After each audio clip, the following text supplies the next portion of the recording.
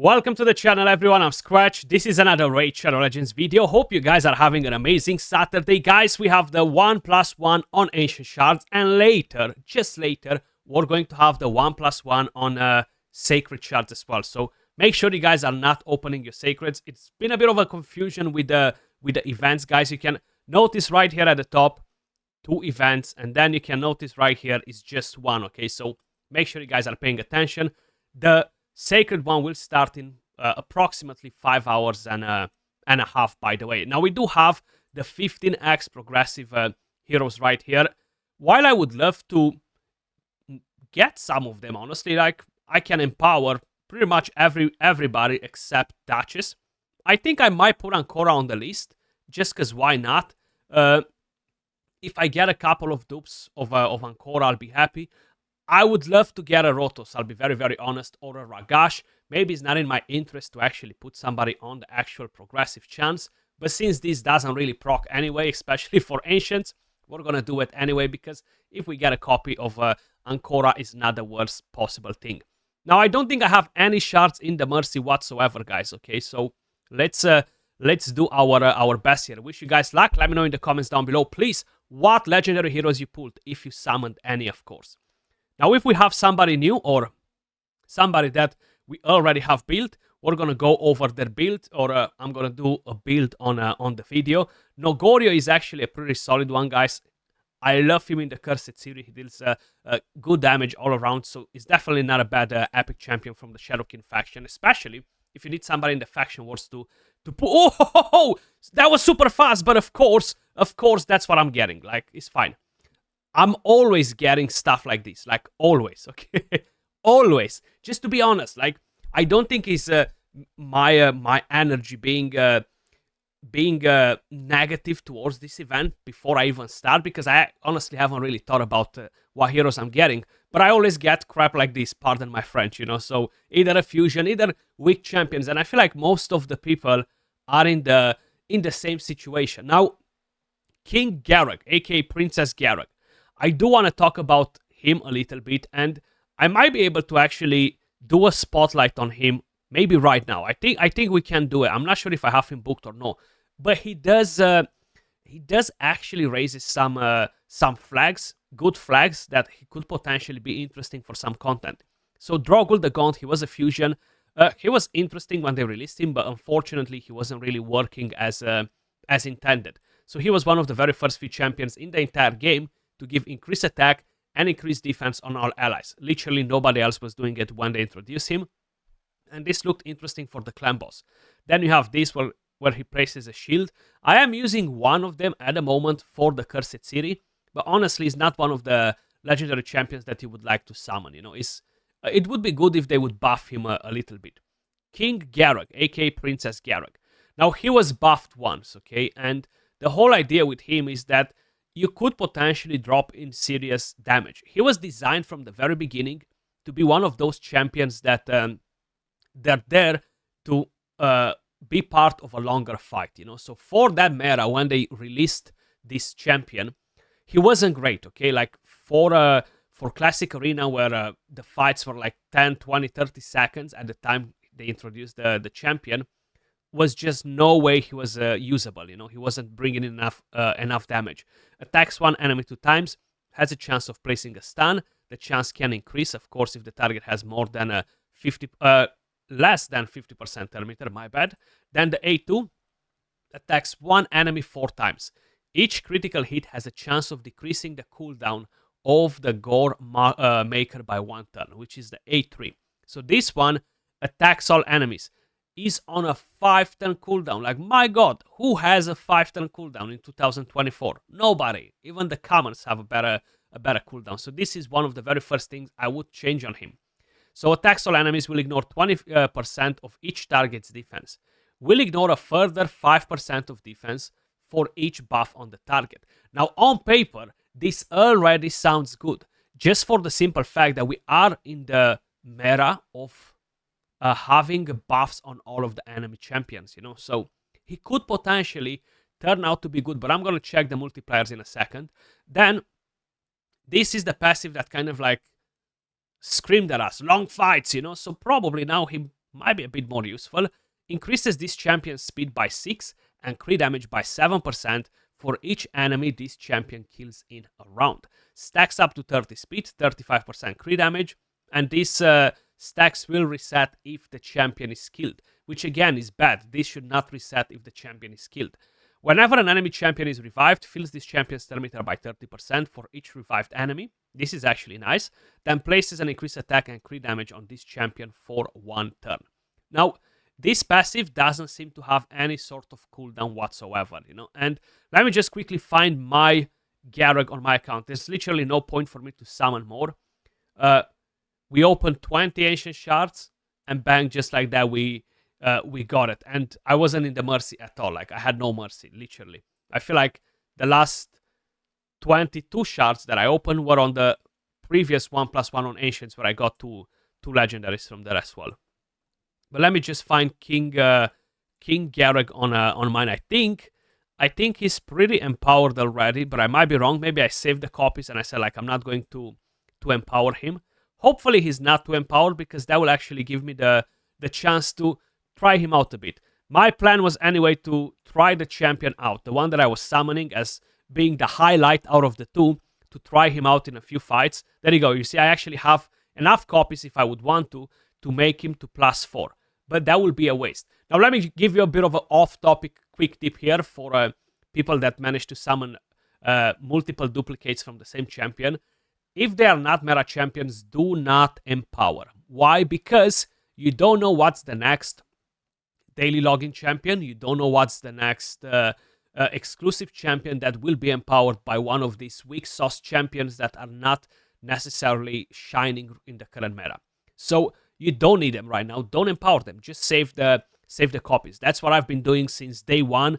I'm not empowering champions that are not meta, Some of them might not be meta, and they're empowered because I needed to use them in some specific content. Right, guys, so I actually changed to the test server because I had no masteries on him and I had no books in him either. And I'm not planning to use him on my account at the moment, and I barely have any books left, actually, so I wasn't able to get it done anyway.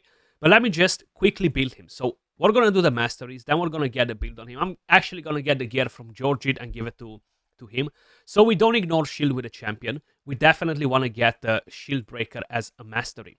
Then we want to go slowly all the way down to Helm Smasher. I think I'm going to go with Ruthless Ambush, increase my initial hit. Cycle of Violence can definitely help us a bit to decrease the cooldown of a 5-turn cooldown skill. The A2 on him should definitely help us to decrease that cooldown a bit more. Bring it down. We don't need accuracy on him. Helm Smasher as tier 6. We're going to go with Methodical. So because I don't need to go on the support tree, guys, I'm actually going to go on the defense tree. I don't want to have accuracy. I don't want him to land that stun with the A1 because he's at risk of getting a polymorphed if we are encountering the right enemy, So those will be the masteries, just in case if you guys are curious. Helm Smasher as tier 6. Then moving over to the build. So let me just quickly get accessories. My PC fried up, guys, yesterday, aka Friday. I had such a bad day, man. Like, unbelievable. I just woke up, had my morning coffee, just spent a bit of time with the baby, with the wife and stuff. Turned on my PC. I go till the toilet. I come back. The PC was off. I thought that, okay, maybe I haven't turned it on.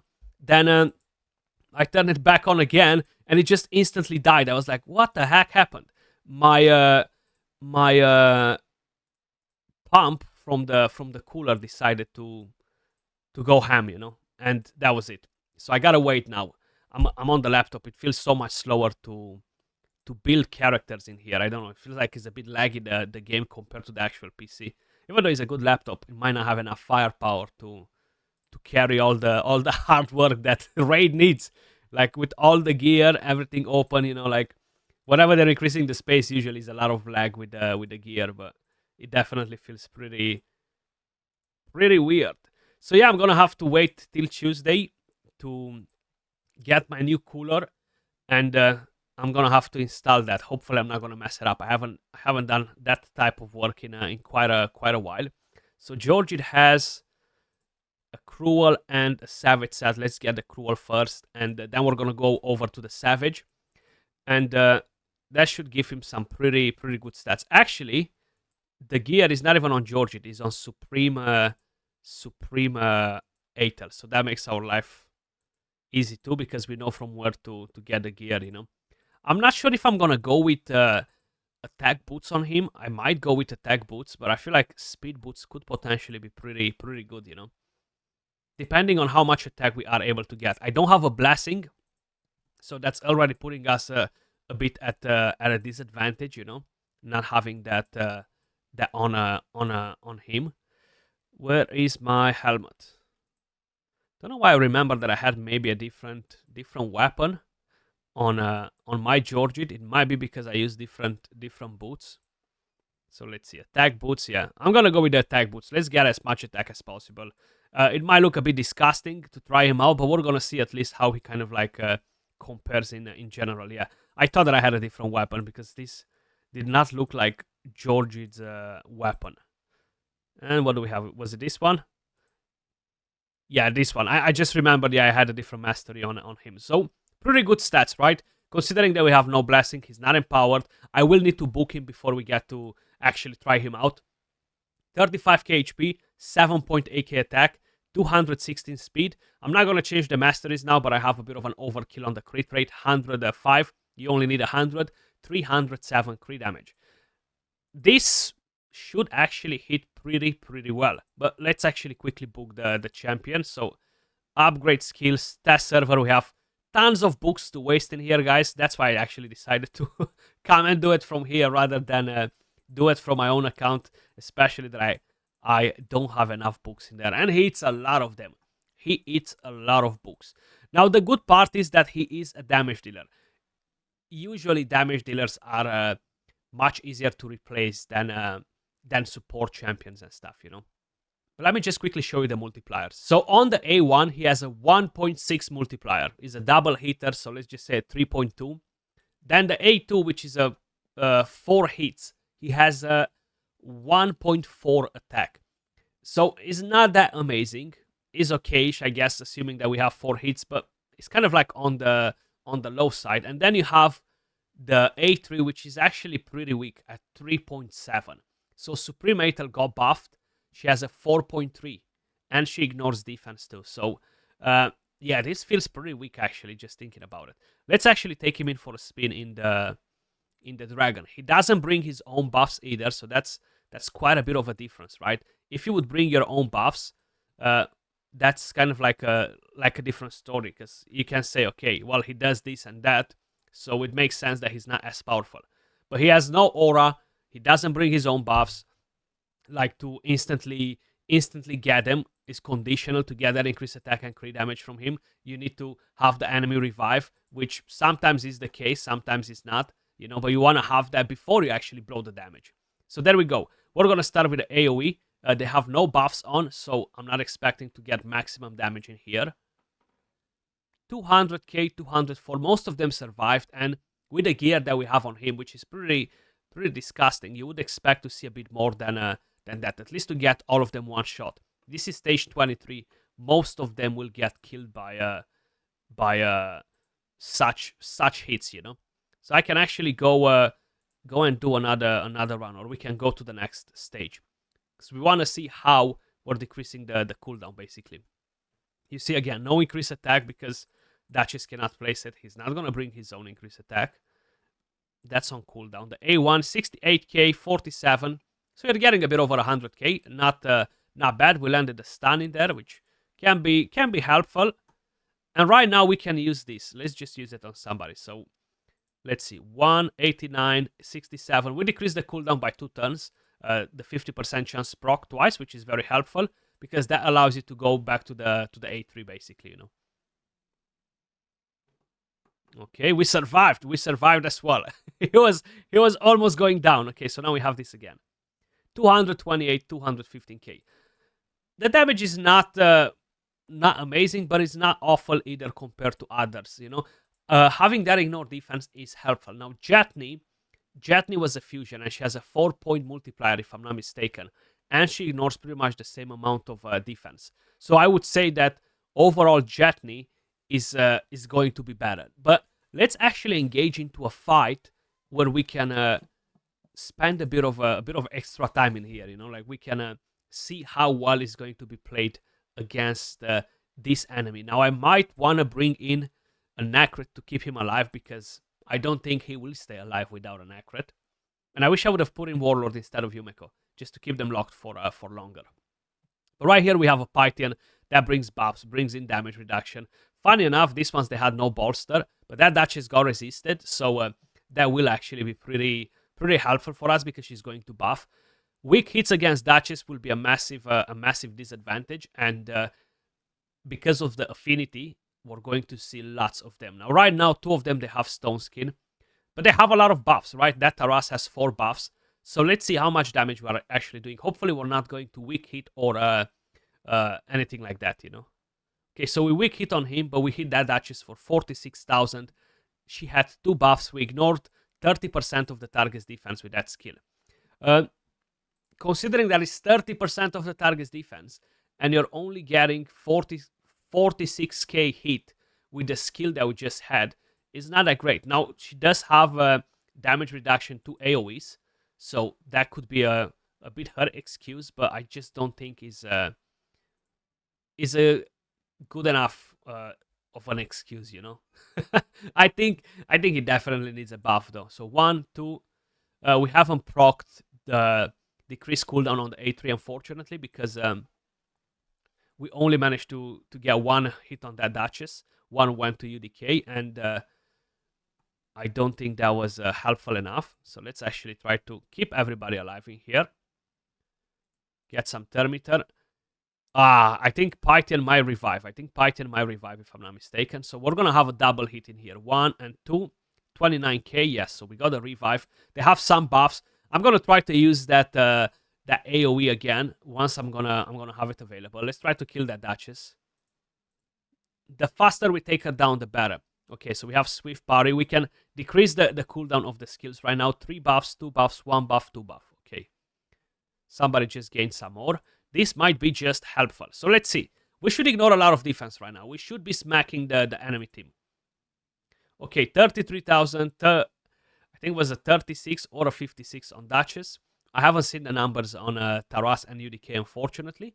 But that Taras seems to still be pretty healthy in there with almost 70% of the HP. Let's take the Reviver down first, if we can. And I'm very, very curious to use that A2 again, but on Taras this time around.